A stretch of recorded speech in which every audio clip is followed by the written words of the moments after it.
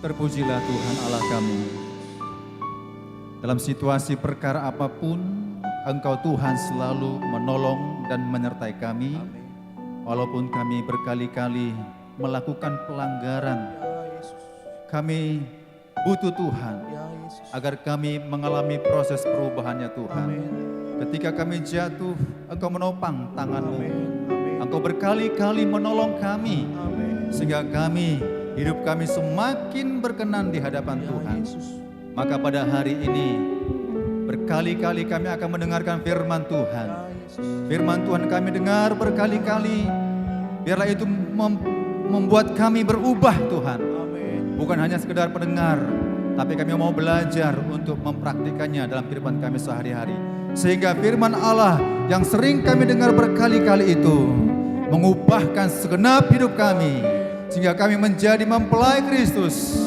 Ketika Engkau datang kedua kali, maka kami bertemu dengan Tuhan Yesus. Terima kasih Bapa, kami siap mendengarkan firman-Mu. Dalam nama Tuhan Yesus, kami berdoa dan mengucap syukur. Bersama-sama kita percaya, katakan amin. Silakan duduk Bapak Ibu Saudara-saudara.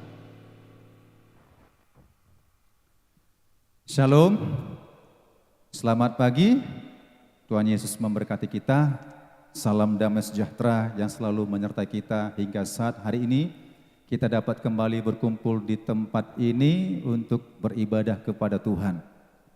Orang yang sungguh-sungguh beribadah kepada Tuhan pastilah diberkati, katakan amin. Kalau setengah hati beribadah tentunya Tuhan pun tidak memberkati, itu hanya sekedar ritual keagamaan saja. Maka kita Bapak Ibu Saudara dari jam 10 sampai selesai hati kita tetap kepada Tuhan kita Yesus. Amin.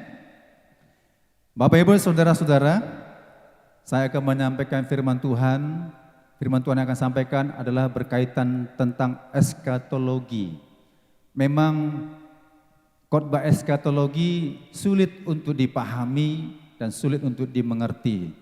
Biasanya khotbah praktis tentang karakter, tentang pertobatan mudah kita pahami. Tetapi di Alkitab, di kitab Wahyu khususnya banyak tentang eskatologi. Eskatologi itu berbicara tentang hari terakhir dunia ini. Ya, enggak semua gereja itu menyampaikan karena dikhawatirkan ya membuat sesuatu hal yang mungkin dianggap enggak betul itu. Dongeng itu, mitos itu. Tetapi kitab Wahyu adalah kitab nubuatan yang pasti akan terjadi. Amin. Nah, seiring dengan waktu kita sudah membaca Alkitab, pembacaan Alkitab Januari tamat, saya tamat. Pembacaan Alkitab bulan Februari, apakah tamat? Saya tamat. Pembacaan Alkitab bulan Maret, tamat. Bulan April, tamat. Mei, tamat. Juni, tamat. Juli, tamat. Agustus, tamat. September, tamat. Oktober, tamat. November juga hingga saat ini, tamat. Dan saat ini juga saya tamat membaca Alkitab tepatnya di tanggal 15 Desember. Tahukah Bapak Ibu Saudara-saudara, kalau saudara membaca Alkitab tepat tanggal 15 Desember, pasti tahu judul khotbah hari ini. Saya ambil ini Bapak Ibu Saudara-saudara karena ketepatan pembacaan Alkitab kita jatuh di tanggal 15 bulan 12 dengan judul perikop di Alkitab yaitu ke-6 meterai pertama dibuka. Ini yang mau saya bongkar. Maka judul khotbah pada hari ini adalah penunggang kuda akhir zaman. Kita baca bersama-sama judulnya 1, 2 ya. Penunggang kuda akhir zaman. Nah, kita baca ayatnya. Kita lihat pembacaan Alkitab tanggal 15. Kalau saudara rajin membaca Alkitab tentunya tahu sekarang ada tanggal 15 dan jatuhnya di pembacaan Alkitab kita di kitab Wahyu ayat 6. Kita baca ayat 1 sampai ayat 8. Kita baca ayat satunya. Wahyu 6 ayat 1. Bagi yang nggak bawa Alkitab boleh lihat di layar. Nanti selanjutnya ayat 2 ayat genap Bapak Ibu Saudara, nanti bersama-sama ayat 8 kita baca. Wahyu 6 ayat 1. Maka aku melihat anak domba itu membuka yang pertama dari ketujuh meterai itu. Dan aku mendengar yang pertama dari keempat makhluk itu berkata dengan suara bagaikan bunyi guru, mari.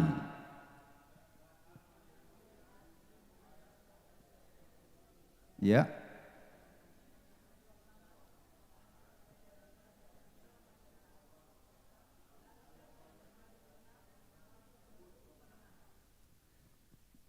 Dan ketika anak domba itu membuka meterai yang kedua, aku mendengar makhluk yang kedua berkata, mari.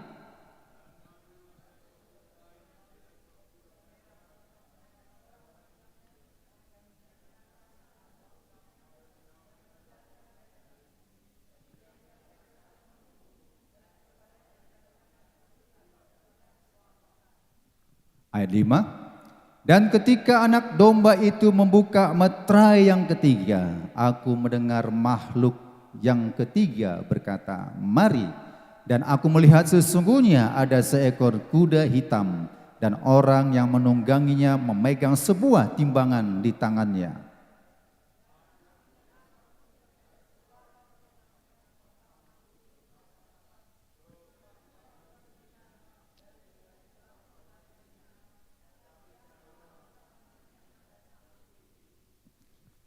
Ayat 7, dan ketika anak domba itu membuka meterai yang keempat, aku mendengar suara makhluk yang keempat berkata, mari.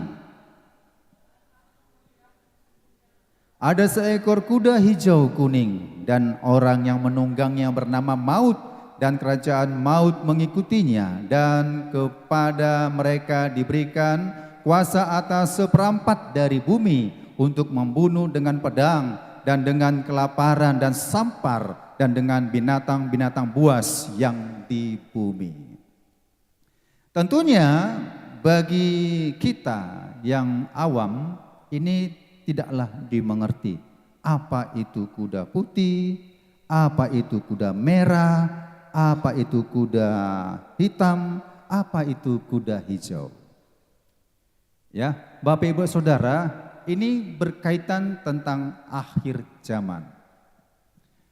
Murid Yesus bertanya kepada Yesus, ya, di dalam Matius 24 ayat 3. Katakanlah kepada kami bila manakah itu akan terjadi dan apakah tanda kedatanganmu dan tanda keadaan dunia? Ini pertanyaan. Dan pertanyaan ini tetap terus kita tanya. Ya, apa tanda kedatanganmu, Tuhan? Dan orang Farisi juga bertanya kepada Yesus. Orang Saduki juga bertanya kepada Yesus dalam Matius 16 ayat 3. Yesus berkata, tanda langit engkau tahu, tanda mau hujan engkau tahu, tanda musim kemarau engkau tahu, tetapi tanda zaman kau tidak tahu.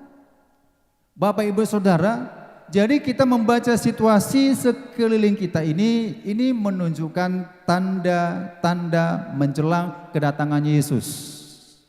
Maka murid Yesus bertanya, beda pertanyaan orang Farisi, mereka nggak tahu itu tanda-tanda zaman. Seiring dengan waktu berputar terus berjalan, mereka anggap ya biasa aja, abaikan saja. Peristiwa-peristiwa alam ini, fenomena-fenomena alam ini, abaikan saja. Tidak ada berkaitan tentang hari kiamat. Tetapi murid Yesus bertanya, bila manakah itu terjadi? Bila manakah itu terjadi? Dan ayat ini berkaitan tentang kedatangan Yesus yang kedua kali. Katakan amin. Ya, next. Nah, kalau kita perhatikan di kitab Zakaria 6 ayat 6 sampai 7, Bapak Ibu Saudara. Ini saya sampaikan karena ada mengkaitkan. Mengkaitkan ini artinya begini, salah satu penunggang kuda itu Tuhan Yesus katanya. Supaya kita jangan salah tafsir, ya. Di kitab Zakaria 6 ayat 6 sampai 7, keempat penunggang kuda itu berasal dari bumi. Saya baca ayatnya, Zakaria 6 ayat 6 sampai 7. Yang ditarik oleh kuda hitam itu keluar ke tanah utara, yang putih itu keluar ke arah barat, yang berbelang-belang itu keluar ke tanah selatan, dan yang merah itu keluar gelisah untuk pergi, hendak menjelajahi bumi. Lalu berkatalah ia, pergilah, jelajahilah bumi. Maka mereka menjelajahi bumi. Jadi peristiwa ini menunjukkan adalah perbuatan manusia di bumi. Tapi materai pertama dibuka, materai kedua dibuka, materai ketiga dibuka, materai keempat dibuka, Bapak Ibu Saudara. Kita lihat perbedaan penunggang kuda putih. Nah, jadi penunggang kuda putih itu tidak sama dengan penunggang kuda putih di Wahyu 6 ayat 2, Bapak Ibu Saudara, tidak sama dengan penunggang kuda putih di Wahyu 19 ayat 11 sampai 12. Berbeda. Jadi penunggang kuda di Wahyu 19 ayat 11 sampai 12 itu adalah pribadi Tuhan Yesus sendiri. Di Wahyu 6 ayat 2, penunggang kuda itu adalah, nanti penjelasannya ada, yaitu Antikris dan Mesias palsu. Jadi tidak berkaitan. Penunggang kuda Wahyu 19 ayat 11 sampai 12 itu datang dari surga. Jadi tidak ada terpisah keempat kuda. Oh, 3 dari bumi, 1 dari surga yang putih. Enggak. Sama-sama menunjukkan situasi akhir zaman. Sebelum kedatangan Tuhan Yesus, kuda 4 ini menyatakan di bumi. Ya, jadi berbeda. Jangan salah paham, jangan salah penafsiran. Kuda putih yang dimaksud di Wahyu 6 ayat 2 bukanlah Tuhan Yesus. Cukup jauh berbeda. Nah, saya baca di Wahyu 6 ayat 2 supaya kita mengerti tentang perbedaan kuda putih ini. Dan aku melihat sesungguhnya ada seekor kuda putih dan orang yang menunggang memegang sebuah panah. Di Alkitab terjemahan baru mengatakan sebuah panah. Panah yang dipahami itu sudah berkaitan lengkap busur dengan anak panah. Tetapi kalimat ini tidak dikatakan anak panah. Sebuah panah, bahasa Inggrisnya bow atau busur. Busur, artinya busur saja, tapi tidak ada anak panah. Tidak ada anak panah, hanya busur saja. Dan kepadanya dikaruniakan sebuah mahkota. Mahkota di sini dalam bahasa Yunaninya Stephanos. Ya, supaya kita paham ya. Itu. Lalu ia maju sebagai pemenang untuk merebut kemenangan. Jadi mahkotanya ada, tapi mahkotanya ada itu disebut mahkota Stephanos. Sementara dalam Wahyu 19 ayat 12, pribadi Yesus yang datang dari surga, dan matanya bagaikan nyala api dan di atas kepalanya terdapat banyak mahkota. Mahkota yang dimaksud di sini adalah diadema. Nggak sama. Yang penunggang Antikris nggak sama mahkotanya. Dan padanya ada tertulis suatu nama yang tidak diketahui seorang pun kecuali ia sendiri. Next. Nah, jadi Stephanos ini contohnya.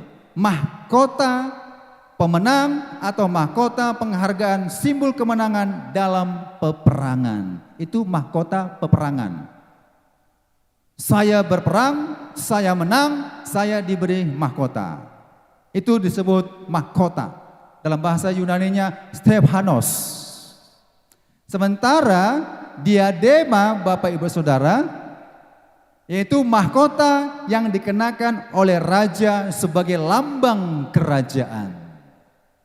Jadi cukup jelas, kuda putih dalam Wahyu 6 ayat 2 bukan pribadi Tuhan Yesus. Amin. Kan Tuhan Yesus membuka materai pertama. Materai pertama, pam, terbuka. Masa langsung Yesus mengambil peran jadi kuda putih? Enggak pas lah. Ya, saya pencet tombol, episode pertama, pencet tombol, tup, saya berubah jadi malaikat terbang ke sana, enggak bisa begitu skenarionya. Ya, Jadi Tuhan Yesus buka materai itu seperti memencet tombol dia. Tombol pertama, duang, terjadilah situasi akhir zaman. Kuda putih datang. Ya, nanti ada penjelasannya. Nah, kita lihat peta zaman supaya jangan bingung. Saya buat begini supaya mengerti. Nah, itu ada tahap Yesus datang dua kali ya. Kalau pertama disebut Maranatha, kalau kedua disebut Harmagedon. Yang saya kaitkan hari ini adalah meterai. Jadi meterai yang dibuka, yang jatuh di akhir zaman ini adalah Bapak Ibu, meterai pertama sampai meterai keempat. Kita sudah baca tadi di kitab Wahyu, ya, terakhir itu meterai keempat yaitu seekor kuda hijau. Meterai pertama sampai meterai keempat ini menunjukkan situasi keadaan akhir zaman. Sementara materai kelima sampai materai ketujuh, kalau Bapak Ibu baca sampai selesai, materai kelima sampai ketujuh itu belum terjadi sekarang. Materai pertama sampai keempat terjadi sekarang. Materai kelima ketujuh belum terjadi sekarang, nanti setelah kita diangkat Tuhan Yesus. Haleluya. Kalau dibaca materai kelima sampai materai ketujuh, malapetaka dan sebagainya. Nah, inilah yang dimaksud materai pertama sampai materai keempat. Yang kita bahas pembacaan Alkitab kita, skedul Alkitab Wahyu 6 ayat 1 sampai 8, materai pertama sampai materai keempat, yaitu kuda putih yang menunjukkan Kristus palsu, kemudian kuda merah yang menunjukkan situasi peperangan, kemudian kuda hitam, nanti penjelasan ada, dan juga tentang krisis ekonomi, dan kuda yang terakhir hijau tentang pembunuhan, wabah, kelaparan, dan sebagainya. Kita lihat kuda putih. Bapak Ibu Saudara, kuda putih apa yang dimaksud ini? Yang naik kuda putih itu melambangkan tentang antikristus dan Kristus palsu yang punya busur tanpa panah tetapi bermahkota. Dalam Matius 24 ayat 5 berkata demikian, sebab banyak orang akan datang dengan memakai namaku dan berkata, akulah Mesias, dan mereka akan menyesatkan banyak orang. Yang pertama, menyesatkan banyak orang menggunakan nama Tuhan Yesus. Ini menunjukkan kuda putih. Ya, kuda putih mirip dengan kuda yang dipakai Yesus. Kuda yang asli ada pada Yesus. Ini kuda palsu, berarti Mesias palsu, Kristus palsu, ajaran sesat. Apakah Tuhan mau memberhentikan? Tidak. Nanti akan disortir di akhir zaman. Makanya Bapak Ibu gak heran, muncul ajaran-ajaran palsu menggunakan nama Yesus. Children of God, menggunakan nama Yesus. Tahukah saudara, children of God? Kita ini semua anak-anak Allah, kata mereka. Konsepnya adalah milikmu adalah milikku. Hartamu, hartaku, mobilmu, mobilku, istrimu, istriku, suamimu, suamiku juga. Itu salah satu ajaran sesat menggunakan nama Yesus. Ajaran apa lagi yang palsu bermunculan? Saksi Yehova. Yang tidak percaya ada sorga. Sorga itu hanya di bumi, yaitu kerajaan 1000 tahun. Itulah kerajaan 1000 tahun itu dianggap firdausnya. Tapi Alkitab berkata langit dan bumi akan berlalu dan Tuhan menciptakan langit dan bumi yang baru. Mereka menggunakan nama Yesus. Tapi Yesus yang mana dipakai? Mereka mengatakan Yesus yang disalib bukan begini, tapi begini di tiang siksaan. Muncul lagi Mormon. Ya. Mormon berkata Allah kami 3. Allah Bapa di sana bersama istri-istrinya, Allah Anak di sana bersama istri-istrinya, Allah Roh Kudus bersama sana dan istri-istrinya. Tiga Allah yang kami sembah menggunakan nama Tuhan Yesus. Ini yang kasar, kelihatan kasar sekali. Yang langsung kita bisa bedakan itu sesat. Tapi juga banyak pengajaran-pengajaran palsu menggunakan nama Yesus. Hati-hati dan bijaksana kita melihat atau mendengar konten-konten yang ada di YouTube, di Facebook, jangan langsung katakan amin. Selidiki menurut Alkitab. Ya, diselidiki. Mereka menggunakan nama Yesus. Tetapi sesungguhnya mereka adalah Kristus palsu yang mengajarkan Yesus yang lain. Daftar-daftar pengajaran sesat cukup banyak yang sudah terseleksi. Bapak Ibu Saudara, dalam pelajaran teologi itu diungkapkan 1, 2, 3, 4, 5, 6, 7, 8. Banyak sekali yang saya bilang itu hanya yang kasarnya saja, yang mudah, ada yang halus-halus. Inilah disebut Mesias palsu. Kalau kita keluar dari gereja, perhatikan ajarannya. Kalau tidak diakui Yesus ada Tuhan dan Juru Selamat, satu-satunya dalam ketritunggalan itu, berarti perlu dipertanyakan. Muncul pengajaran yang lain, semuanya diibranikan. Alkitab harus Ibrani. Ini yang halus. Benarkah Tuhan Yesus mengajarkan bahwasan bahasa di sorga bahasa Ibrani? Bahasa sorga itu Pak bahasa Arab. Bahasa di sorga itu Pak bahasa Batak. Bahasa di sorga itu bahasa Indonesia. Walaupun keselamatan datang dari Yahudi, Israel, belum tentu dan tidak boleh dikatakan bahasa yang digunakan di sorga adalah bahasa Ibrani. Siapa bilang? Ini ada ajarannya. Bijaksana kita. Semua diterjemahkan kepada bahasa Ibrani. Abraham disebut begini, Yesus disebut Yahshua Hamasia, yang lainnya disebut begini, dan begitu. Dirombak-rombak seakan-akan dan seolah-olah bahasa di surga bahasa Ibrani. Bahasa di surga beda dengan bahasa di bumi. Ya, jangan samakan. Jadi bahasa apapun untuk memberitakan Injil sudah diperintahkan oleh Tuhan Yesus. Beritakanlah Injil ini kepada seluruh bangsa. Kalau Injil ini berbahasa Yunani, harus diterjemahkan kepada bangsa tersebut. Kalaulah Injil ini berbahasa Ibrani, harus diterjemahkan kepada bangsa tersebut. Kalau Injil ini bersumber bahasanya bahasa Inggris, harus diterjemahkan kepada bangsa tersebut untuk diterjemahkan. Karena Kristen bukan agama. Amin. Kalau Kristen adalah agama, maka kita wajib membaca Alkitab menggunakan bahasa aslinya.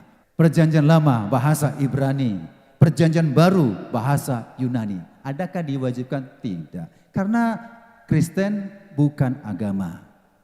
Bangsa Israel masih diwajibkan membaca Alkitab bahasa Ibrani. Baik perjanjian lama, baik perjanjian baru. Karena agama Yahudi atau Kristen yang Yahudi. Membacanya, kalau saya Kristen, orang Yahudi, maka saya disebut Nasrani. Saya harus membaca Alkitab itu dengan bahasa yang digunakan oleh bangsanya yaitu Israel, berarti Alkitabnya perjanjian baru bahasa Ibrani. Tetapi ada pemahaman komunitas Kristen berani mengatakan perjanjian baru adalah sumbernya bahasa Ibrani. Padahal menurut sejarah bahasa aslinya perjanjian baru adalah bahasa Yunani. Amin.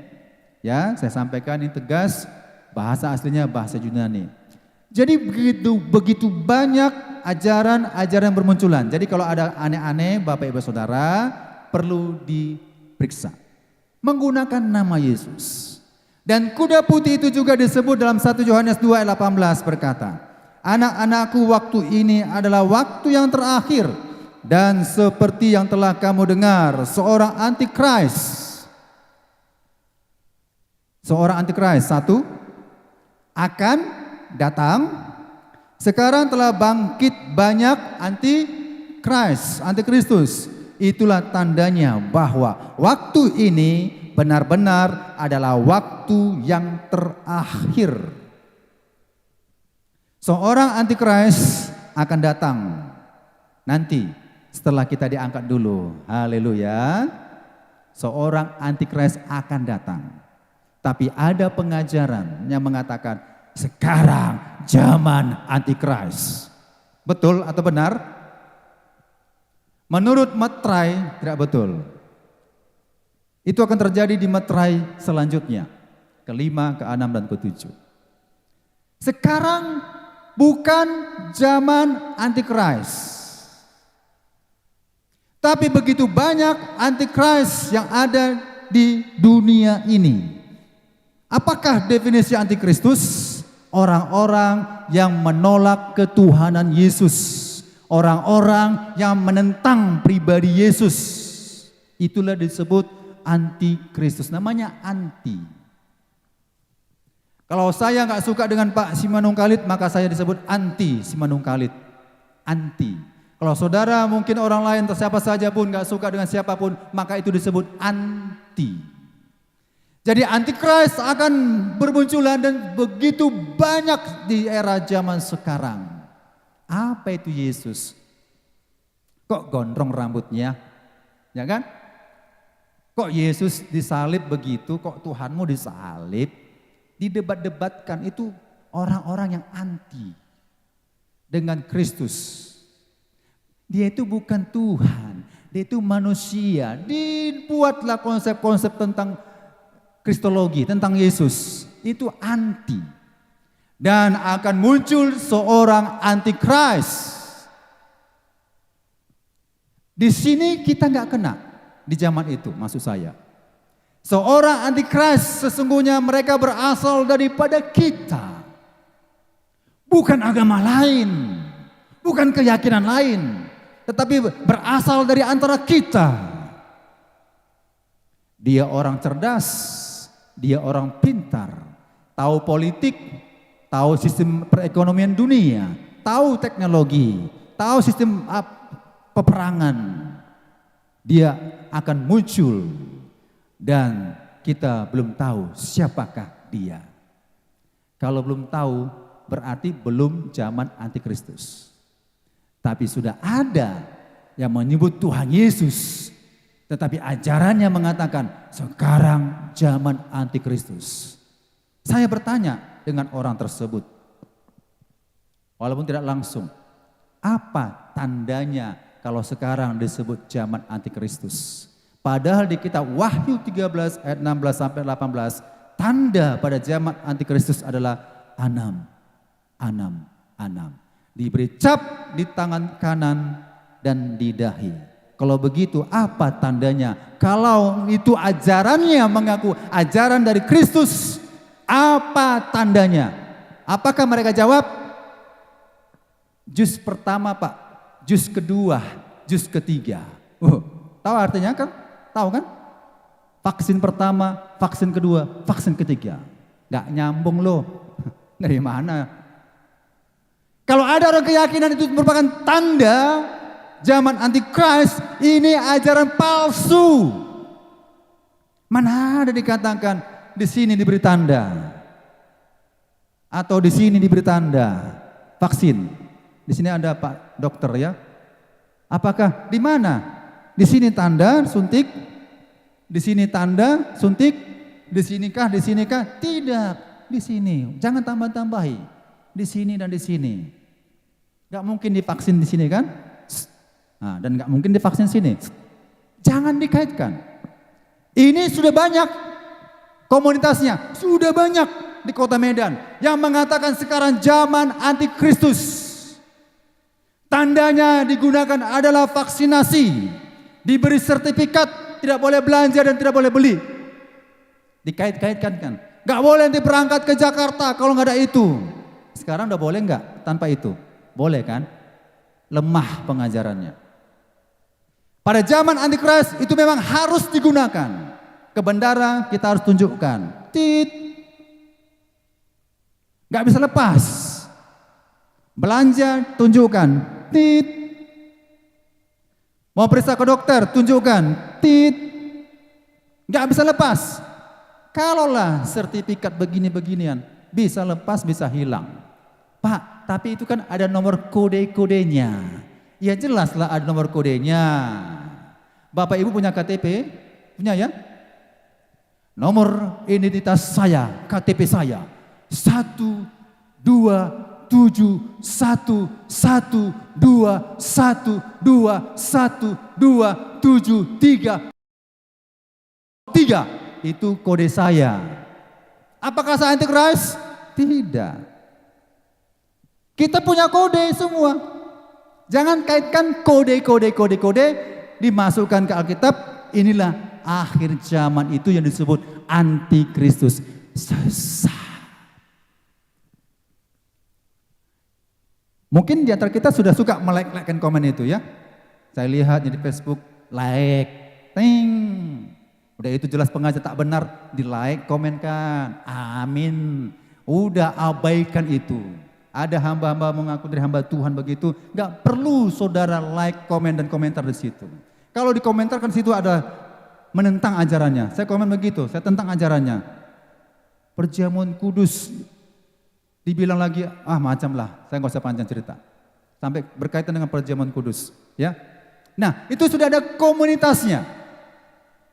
Jadi antikris yang muncul itu Bapak Ibu Saudara nanti setelah kedatangan Tuhan. Amin. Kan dikatakan antikris, seorang antikris akan datang. Akan datang. Sekarang banyak antikris. Sekarang banyak. Bukalah itu di YouTube, bukalah di TikTok. Kalau saudara Bapak Ibu buka TikTok, udahlah muncullah orang-orang yang selalu menghina Tuhan Yesus. Selalu menghina. Udah, gak usah sambung lagi. Saya cukup sekali aja, udah paham. Ini orang-orang antikris, tak perlu dikomentari lagi. Sudah begitu, sudah kodratnya. Dia seorang anti terhadap Kristus. Selanjutnya, kuda merah. Yang naik kuda merah itu melambangkan tentang peperangan. Dalam Matius 24 ayat 6.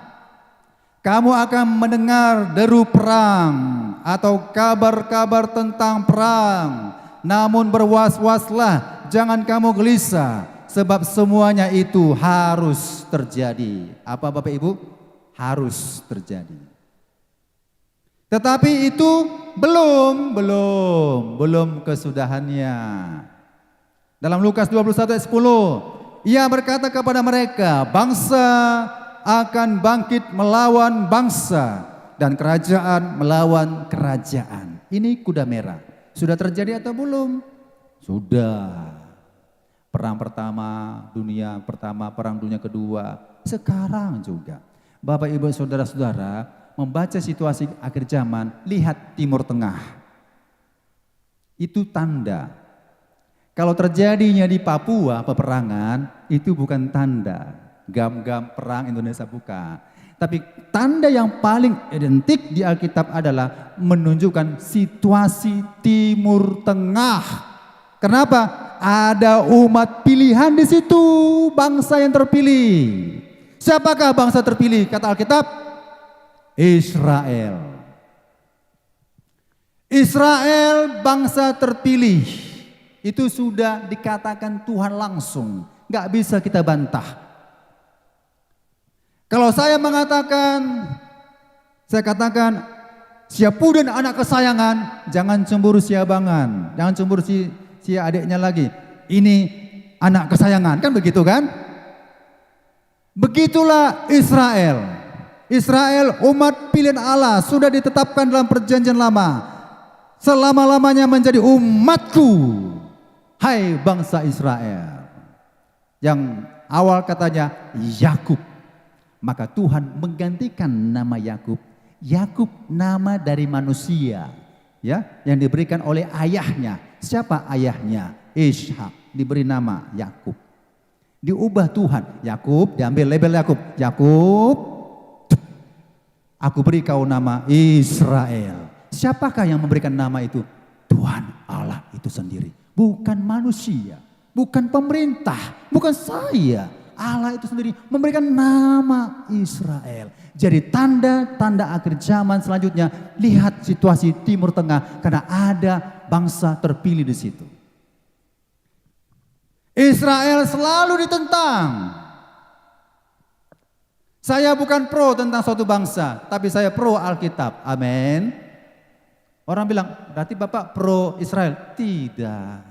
Saya pro Alkitab. Apa kata Alkitab? Aku percaya, habis perkara. Amin. Alkitab bilang, tanah air Israel di mana? Orang bilang, saya dengar ceramah-ceramah di luar non-Kristen. Israel nggak punya tanah air. Itu tanah ini, tanah bangsa ini, nggak ada. Alkitab jelas tegas mengatakan bangsa Israel punya tanah air. Di manakah tanah airnya? Yaitu tanah perjanjian, tanah Kanaan. Letaknya persis di tanah Palestina. Hingga sekarang bangsa Israel tetap berniat merebut kembali tanah-tanah yang sudah dimiliki pada kerajaan Daud, diambil semuanya sampai sekarang. Makanya sulit pihak PBB ya. Kalau misalnya Indonesia mencaplok Singapura, langsung Indonesia diserang oleh PBB, ya kan? Tapi Israel berusaha. Di mana Yesus lahir? Di Bethlehem. Tanah siapa? Tanah Israel. Sekarang tanah siapa? Palestina. Oh, nggak bisa. Itu Israel, itu Yesus lahir di situ, di Bethlehem. Dan sebagainya, Bapak Ibu Saudara. Dan maka terjadilah peperangan. Israel diserang. Pernah ya? Pertama kali merebut tanah perjanjian itu. Israel diserang oleh 3 Arab. Tapi Israel tak terkalahkan. Sampai sekarang juga ya, pihak-pihak menyerang Israel. Israel sistem begini. Karena tetap mengikuti perjanjian lama. Mata ganti mata. Gigi ganti gigi. Nyawa ganti nyawa. Kalian bunuh warga kami 1000 orang nyawa. Lebih daripada itu akan mati semuanya. Lebih daripada 1000. Begitulah prinsipnya. Dan ini menunjukkan situasi akhir zaman. Akibat peperangan banyak yang terbunuh. Haleluya. Itu kuda merah. Sampai sekarang masih perang di negara sana. Nanti saatnya kalau muncul antikris, kedua belah pihak negara akan damai. Kalau terjadi perdamaian Israel dengan berbagai liga-liga Arab, Bapak Ibu Saudara, ini tandanya menjelang kedatangan Yesus yang kedua kali. Mesir sudah berdamai dengan Israel. Arab Saudi sudah berdamai dengan Israel. Banyak sudah berdamai, tinggal tetangga-tetangga dekat yang belum berdamai. Dan seorang antikris akan datang memperdamaikan itu, dan terjadi perdamaian dengan syarat tertentu berkaitan dengan pembangunan Bait Allah. Kalau diizinkan Bait Allah akan dibangun, Bapak Ibu Saudara, di samping Masjid Al-Aqsa. Ini menunjukkan tanda akhir zaman, Yesus mau datang. Cita-cita bangsa Israel mengapa dia merebut tanah perjanjian itu? Supaya Yerusalem kembali menjadi ibu kota Israel. Itu udah cita-cita mereka, bagaimana kita mau larang? Seperti begini, saya pulang kampung di Mogang. Ternyata sudah ditempati orang Melayu di sana, orang Jawa di sana. Cita-cita saya harus kembali, saya lahir di sana, saya kembali ke tanah air saya harus ke Mogang, ini kampung halaman saya. Begitulah niatnya bangsa Israel, makanya dari berbagai bangsa-bangsa datang ke Israel. Aku warga Amerika, keturunan Israel, saya pulang kampung ke negeri kampung tanah air nenek moyangku, tanah perjanjian. Dan terus sampai sekarang. Dan dianggaplah ini suatu penjajahan. Ya, itu urusan bangsa-bangsa lain. Saya anggap bukan penjajahan, karena mereka datang kembali ke negeri mereka semula yang sudah ditempati oleh bangsa-bangsa lain, karena memang sejarahnya cukup panjang sejak tahun 70, sejak Israel terpecah-pecah. Dan ini terjadilah peperangan, dan inilah dimaksud kuda merah. Bangsa akan bangkit melawan bangsa. Kerajaan melawan kerajaan, komunitas yang besar melawan komunitas yang besar. Bukan perang suku, bukan perang marga, bukan perang kampung, ya, bukan perang saudara Indonesia dengan GAM atau sebagainya, bukan. Perang antara bangsa dengan bangsa, kerajaan dengan kerajaan. Inilah disebut kuda merah. Nah, kita lihat kuda hitam. Kuda hitam, yang naik kuda hitam itu melambangkan tentang gempa bumi dan malapetaka. Hitam cerita tentang kegelapan. Orang yang naik kuda hitam membawa neraca, berarti perdagangan. Mamon, roh mamon menguasai seluruh dunia. Karena hitam menunjukkan adalah kegelapan, ya kan? Dan juga melambangkan tentang malapetaka, bencana-bencana alam. Bencana alam semakin bertambah-tambah. Jadi kalau ada banjir, Bapak Ibu Saudara, jangan bilang, fenomena. Enggak, itu alkitabiah, bencana alam. Terjadi gempa bumi, jangan bilang, itu fenomena, enggak ada kaitan dengan Alkitab. Ada, akan terjadi gempa-gempa di berbagai tempat, tinggal menunggu gilirannya, ya. Misalnya kita ini tinggal nunggu giliran. Misalnya Deli Serdang nanti gempa, goyang bencana besar, tinggal nunggu giliran kota Medan, tinggal nunggu giliran yang kota lain. Semua berbagai-bagai tempat akan kena terjadi namanya gempa bumi ataupun bencana alam, gunung meletus dan sebagainya. Inilah kuda hitam. Saya baca Lukas 21 ayat 11. Dan akan terjadi gempa bumi yang dahsyat dan berbagai tempat. Orang yang naik kuda hitam membawa neraca. Neraca itu menunjukkan perdagangan. Dan di sini kuda hitam berperan menguasai perekonomian dunia. Kalau dikatakan beras naik, maka beras akan naik. Minyak makan turun, minyak makan pun turun. Dan harga-harga akan naik, naiklah itu.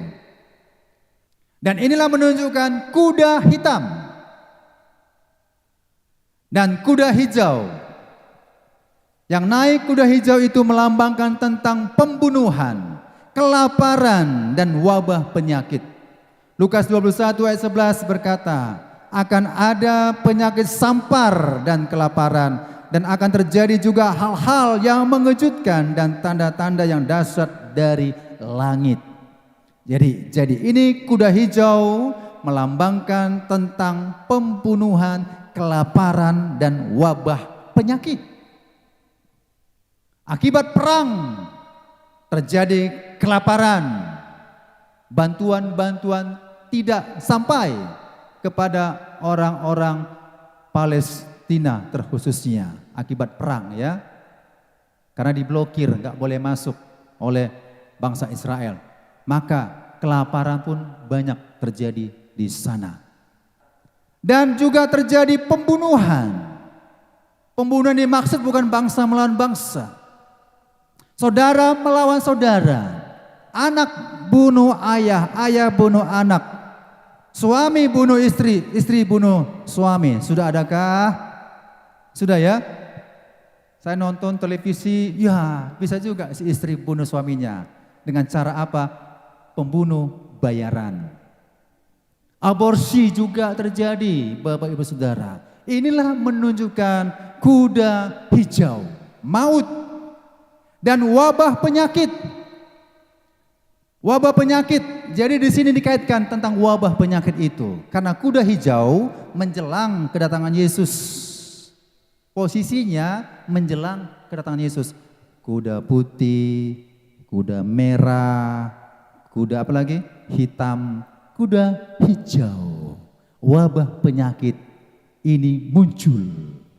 Yang terakhir muncul adalah virus corona. Jadi kalau dikaitkan Alkitab, ya disinilah dia posisinya. Nah Bapak Ibu Saudara, jadi inilah wabah penyakit sampar yang muncul dan kita tidak tahu akan muncul lagi sampar yang baru. Sampar itu artinya penyakit yang menyebar, endemi, pandemi, dari lokal menjadi dunia. Inilah yang terjadi di istilah kuda hijau. Haleluya. Jadi waktunya sudah dekat. Next. Waktunya sudah jauh. Sudah dekat ya. Anggaplah ini zamannya Antikris. Disinilah kuda hijau itu. Tinggal selangkah lagi begitu ya. Kalau kuda putih agak jauh ya. Agak jauh. Kuda merah agak jauh. Kuda hitam agak jauh. Paling berdampingan adalah kuda hijau yang menjelang kedatangan Yesus. Maka dikatakan waktunya sudah dekat. Matius 24:33 berkata, demikian juga jika kamu melihat semuanya ini. Sudah dilihat? Sudah. Perang sudah, bencana alam sudah, wabah penyakit sudah, pembunuhan sudah, tingkat kejahatan semakin naik sudah. Sudahkah? Sudah. Sudah diketahui? Sudah. Siapa sini belum diketahui? Belum tahu tentang itu? Perlu dipertanyakan. Tak mungkin. Setiap hari siaran televisi sering memberitakan tentang malapetaka. Tiap hari siaran televisi sering memberitakan peperangan. Tiap hari siaran televisi sering menceritakan tentang pembunuhan, mutilasi dan sebagainya. Setiap hari ada yang kena penyakit diceritakan di televisi. Setiap hari ada wabah dan sebagainya. Sudahkah diketahui? Sudah. Berarti waktunya sudah dekat. Demikian juga jika kamu melihat semuanya ini, ketahuilah bahwa waktunya sudah dekat. Sudah di mana? Ambang pintu. Itu pintu kita, ambang pintu. Kalau saya di sini agak jauh dengan ambang pintu. Penerima tamu sudah dekat di ambang pintu. Jadi sudah di ambang pintu. Jika kamu melihat semuanya ini, sudah di ambang pintu. Jika kalau kamu melihat, jadi kau tanya, pernah nggak dengar tentang bencana alam? Enggak pernah, Pak. Pernahkah dengar tentang wabah penyakit corona? Enggak pernah, Pak. Pernahkah dengar tentang terjadi pembunuhan di Indonesia, begal-begal dan sebagainya? Enggak pernah, Pak. Berarti dia bukan manusia. Nah, selama kita masih bernapas, semua sudah kita ketahui. Amin. Maka waktu ini sudah dekat, sudah di ambang pintu. Maka kita harus siap sedia. Kalau sudah di ambang pintu, apakah hidup kita asal-asal saja? Siap sedia. Ya. Matius 24:24, sebab itu hendaklah kamu juga siap sedia. Karena anak manusia datang pada saat yang tidak kamu duga. Siap sedia. Menunggu pintu itu dibuka oleh Tuhan Yesus. Siap sedia. Tidak lalai, tidak lupa. Siap sedia. Jalani, siap sedia. Amin. Siap sedia itu Bapak Ibu Saudara, berarti memang kita sudah siap-siap. Kalau misalnya lah orang-orang yang bekerja masuk jam 7 di kantor. Perjanjian di kantor, jikalau Bapak terlambat 10 menit, SP1, SP2, SP3, pecat. Apakah misalnya saya bekerja demikian, apakah saya santai-santai saja? Tidak ya? Saya harus siap sedia. Bangun jam berapa? Bangun jam 7, terlambat. Kalau masuk jam 7, sudah siap-siap berangkat jam 6. Kalau masuk jam 8, siap-siap berangkat jam 7. Kalau jarak tempuhnya 30 menit, jangan jarak tempuhnya 2 jam, ya terlambat lah. Kita kan tahu kalkulasinya waktu. Kalau saya datang ke gereja GBI Immanuel Sunggal ini, jam 10 mulai, saya siap-siap berangkat jam 9. Kalau saya berangkat jam 9.30, terlambat loh, nggak bisa lagi dimulai ikut dari awal. Kalau kita tahu Yesus sudah di ambang pintu, jaraknya sudah dekat, siap-siap.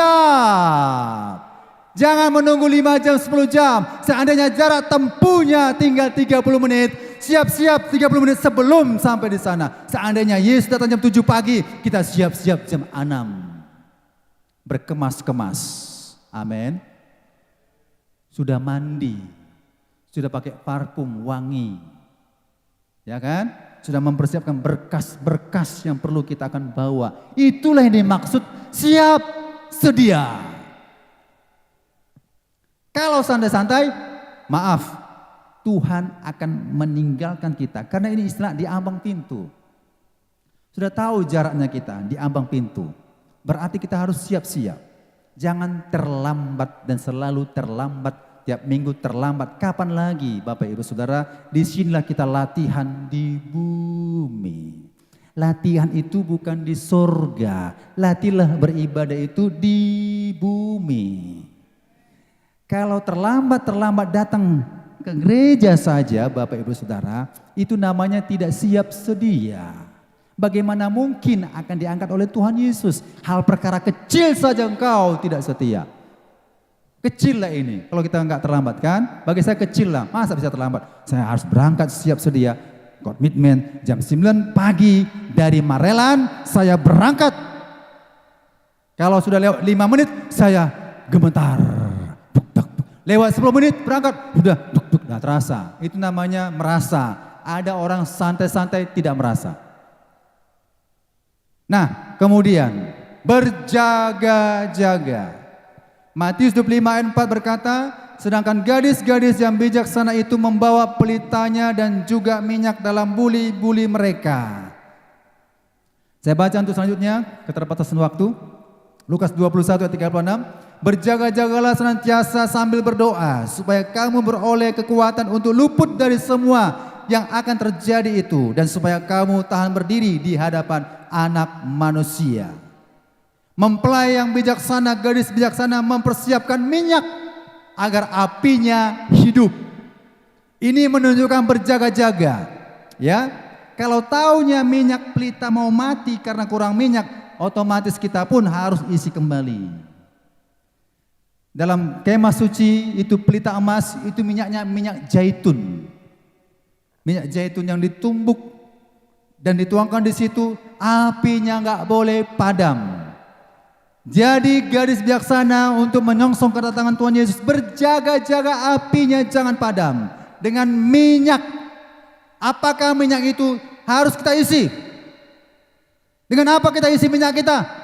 Dengan doa.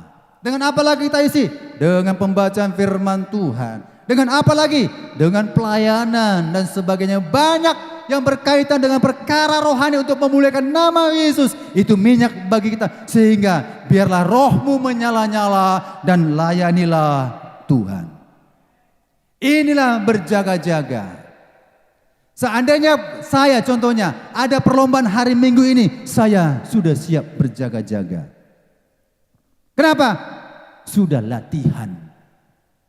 Bagaimana mungkin tinggal besok perlombaan, saya latihan di hari Sabtu untuk ikut hari Minggu. Gagal, sakit badannya. Sakit semua, jelas sakit karena tanpa latihan. Demikian juga kita harus berlatih Bapak Ibu Saudara. Sehingga kapanpun Yesus datang, kita pasti dijemput Tuhan. Amin. Yang terakhir, pesan Tuhan Yesus dalam Wahyu 22 ayat 12. Ini kata Tuhan Yesus, bukan kata Yohanes. Yesus berkata kepada Yohanes, tuliskan ya. Wahyu 22 ayat 12. Sesungguhnya aku datang segera dan aku membawa upahku untuk membalaskan kepada setiap orang menurut perbuatannya. Yesus berkata, sesungguhnya aku datang segera. Yesus pasti datang. Yesus bukan mudah-mudahan datang, tapi Yesus akan segera datang. Apabila situasi kondisi semuanya sudah satu persatu digenapi, dan kita sudah membaca tanda-tanda zaman. Umat percaya sudah tahu tanda zaman, maka siap sedia. Yesus datang, maka kita akan diangkat oleh Tuhan Yesus. Amin. Dan kita akan menerima mahkota dari hasil segala perbuatan baik kita kepada Tuhan. Haleluya. Demikian firman Tuhan. Tuhan Yesus memberkati kita.